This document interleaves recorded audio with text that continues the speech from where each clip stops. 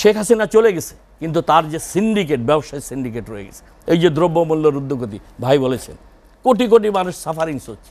দেশের 8.5 কোটি 9 কোটি মানুষ দেশের ক্ষুধা দারিদ্রতাকে সাথে নিয়ে খেয়ে না খেয়ে আসে। প্রধান উপদেষ্টা তার বক্তব্যে সংবিধান সংস্কার কমিশনের উপর সবচেয়ে বেশি জোর দিয়েছেন, সংবিধান সংস্কারের উপরে, যেখানে রাজনৈতিক দলগুলো নানা বিষয়ে নানা মত আছে। আপনার কি মনে হয় যে সংবিধান সংস্কার নিয়েই একটা টানাপোড়েনের শঙ্কা আছে কিনা?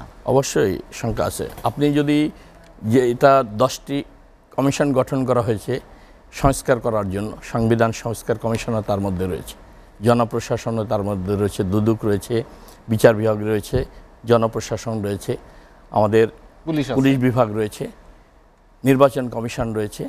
আপনার সংবিধান সংস্কার কমিশনের কাজ করতে গিয়ে এমন কিছু করা যৌক্তিক হবে না জনগণের সামনে, যেটা করতে গিয়ে আপনি জনগণের ধৈর্যের চ্যুতি হয়, সংশয় তৈরি হয় জনগণের, যে সরকার নির্বাচন নিয়ে একটি টালভাঙা বা বিলম্বিত করছে, তাহলে মানুষের মাঝে একটি দ্বিধাদ্বন্দ্বের সৃষ্টি হতে পারে, সরকারের প্রতি জনগণ অনাস্থা জ্ঞাপন করতে পারে। এই বিষয়টি কিন্তু অত্যন্ত গুরুত্বপূর্ণ, কারণ জনগণ দীর্ঘ সময় ভোটাধিকার থেকে তাদের বঞ্চিত রয়েছে।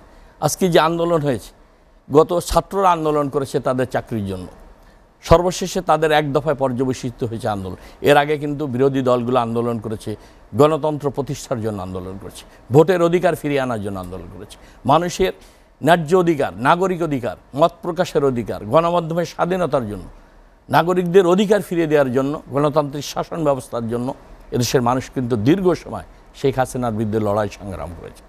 শেখ হাসিনা অবৈধভাবে রাষ্ট্র শক্তিকে ব্যবহার করে দমন পীড়ন, নির্যাতন, গুম খুন করে বিরোধী দলকে নিশ্চিহ্ন করার চেষ্টা চালিয়ে অবৈধভাবে প্রহসনের নির্বাচন করে প্রতিবারই তিনি অবৈধভাবে নিজেদেরকে নির্বাচিত ঘোষণা করেছেন, যেটা জনগণ ভোট দেয়নি কখনো। দেশ বিদেশে সবাই এটা জানে। এইখানে জনগণের একটা আকাঙ্ক্ষা রয়েছে, প্রত্যাশা রয়েছে যে কিভাবে তারা ভোট দিয়ে সুষ্ঠু নির্বাচনের মাধ্যমে তাদের নির্বাচিত প্রতিনিধিদের মাধ্যমে রাষ্ট্র পরিচালনা করতে পারবে। এই জায়গাটাই কিন্তু এই অন্তর্বর্তীকালীন সরকারকে সবচেয়ে বেশি গুরুত্ব দিতে হবে। জনগণের মতামত আপনি সংস্কার করবেন, এটা যদি পরবর্তী পার্লামেন্ট কোনো কিছু চাপিয়ে দেওয়া ঠিক হবে না, যেটি পরবর্তী পার্লামেন্ট যদি এই সংস্কারগুলো আপনি ধরেন। রহমান সাহেব বলেছেন যে অন্তর্বর্তী সরকার কোনো কিছু যে চাপিয়ে দেওয়া, সেটি তিনি সমর্থন করেন না। অবশ্যই সে সমর্থন করেন, ঠিকই বলেছেন ভারপ্রাপ্ত চেয়ারম্যান। এই অন্তর্বর্তীকালীন সরকারের স্টেক হোল্ডার কারা? রাজনৈতিক দলগুলো। বিএনপি একটা বৃহত্তম রাজনৈতিক দল, বারবার জনগণের ভোটে ক্ষমতা আসে, সংখ্যাগরিষ্ঠ জনগণ বিএনপিকে প্রতিনিধিত্ব করে। আপনি তাদেরকে বাদ দিয়ে তাদের মতামত নিয়ে সংস্কার করতে যে দীর্ঘ সময় ক্ষেপণ করবেন। নির্বাচন মূল ফোকাল পয়েন্ট হলো আমাদের নির্বাচন। জনগণের হাতে, নির্বাচিত প্রতিনিধিদের হাতে ক্ষমতা হস্তান্তর না করলে আপনি যে রিফর্ম করবেন, এই পার্লামেন্টে অনুমোদন যদি না দেয়, তাহলে এই রিফর্ম করার কোনো অর্থ হবে না। এটা হবে না, সংবিধানে সংযোজিত হবে না, এটার কল্যাণ মানুষ পাবে না।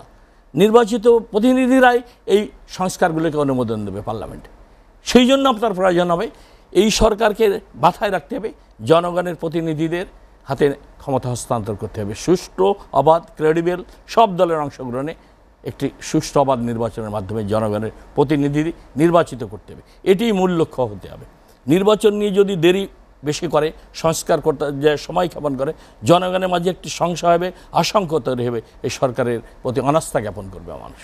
এটা আমার একটা দৃঢ় বিশ্বাস। সামনে আরেকটি বিষয়, সেটি খন্দকার রুহুল আমিন যেটি বলেছেন যে দ্রব্যমূল্য বা অগ্রাধিকার খাত, আপনার কি মনে হয় যে সংস্কারকেই বেশি অগ্রাধিকার দিতে গিয়ে রাষ্ট্রের বা মানুষের, জনমানুষের আকাঙ্ক্ষা যেখানে যেটি দরকার, মানুষের প্রয়োজন যেটা, সেখানে আসলে অবশ্যই সেটা ব্যাহত হচ্ছে।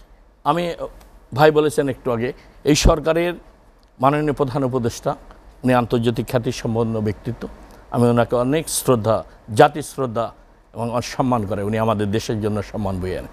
কিন্তু ওনার বাইরে অন্যরা যারা রয়েছে, তাদের অভিজ্ঞতা, রাষ্ট্র পরিচালনার দক্ষতা, সেগুলো নিয়ে কিন্তু ইতিমধ্যেই একটা জনগণের মাঝে সংশয় তৈরি হয়েছে।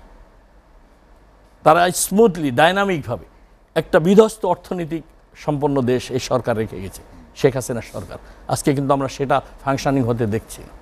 মানুষের যে প্রত্যাশা অন্তর্বর্তীকালীন সরকারের প্রতি, এই শেখ হাসিনা গত 16 বছর বিচার বিভাগ, পুলিশ বিভাগ, সিভিল প্রশাসন, স্বাস্থ্য খাত, শিক্ষা খাত, কৃষি খাত, গুরুত্বপূর্ণ সেক্টরগুলো জনগণ যাদের সাথে সম্পৃক্ত দৈনন্দিন জীবনে দ্রব্যমূল্য, ব্যবসা বাণিজ্য সব কিছুতে দলীয়করণ করে লুটপাট করে, এই দুইটা নীতিতে আওয়ামী লীগের লোক দলীয়করণ করছে, লুটপাট করে সমস্ত সেক্টরগুলোকে তারা ধ্বংস করে দিয়েছে।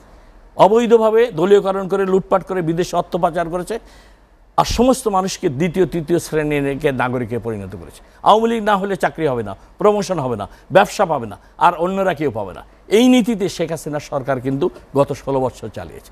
সমস্ত রাষ্ট্রযন্ত্রকে ব্যবহার করে ক্ষমতাকে টিকিয়ে রাখার জন্য ছাত্রদের হাতে, যুবকদের হাতে অস্ত্র এবং মাদক তুলে দিয়ে লাঠিয়াল বাহিনী তৈরি করে, গুন্ডা বাহিনী তৈরি করে মানুষের নির্যাতন নিপীড়ন চালিয়েছে এই 16 বছর। তারাই লুটপাট করেছে।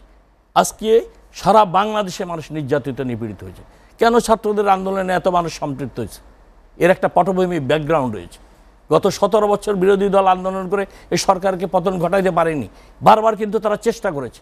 লড়াই সংগ্রামের ময়দানে গণতান্ত্রিক অধিকার ফিরিয়ে আনার জন্য মানুষ সংগ্রাম করেছে, জীবন দিয়েছে, হাজার হাজার মানুষ গুম হয়েছে। কিন্তু সব শেষে এই ছাত্র জনতার রক্তের মধ্য দিয়ে কিন্তু ফ্যাসিবাদের পতন হয়েছে। একটি বিধ্বস্ত অর্থনীতি রেখে গেছে এই সরকার, সব সেক্টর ধ্বংস করে।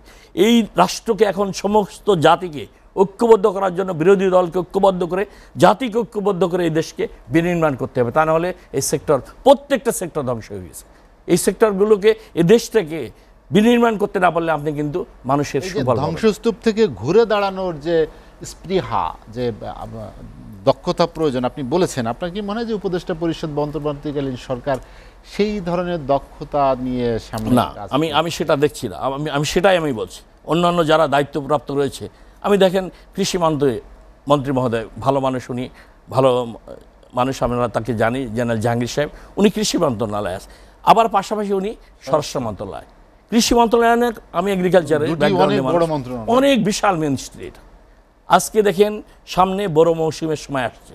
আজকে কৃষকের, আজকে আমাদের দেশের 75%, 80% লোক কৃষি পেশার সাথে জড়িত। 45% লোক কৃষি সেক্টরে আমাদের কর্মসংস্থানের মানুষ জড়িত রয়েছে। আমাদের জিডিপিতে 13.47% কৃষি সেক্টর থেকে আসছে। 3টা সেক্টর এই বাংলাদেশকে টিকিয়ে রয়েছে।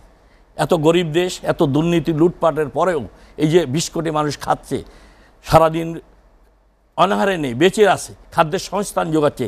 3টি কারণে কিন্তু এই দেশটা এত লুটপাটের পরে টিকে আছে। একটা হলো রেমিটেন্স, একটা হলো কৃষিভিত্তিক আমাদের অর্থনীতি ব্যবস্থাপনা, আর একটা হলো রেমিটেন্স, আর একটা হলো আমাদের রেডিমেড গার্মেন্টস ভাই যেটা রয়েছে। এই 3টি সেক্টর কিন্তু এই 20 কোটি মানুষকে বাঁচিয়ে রেখেছে আল্লাহর রহমতে।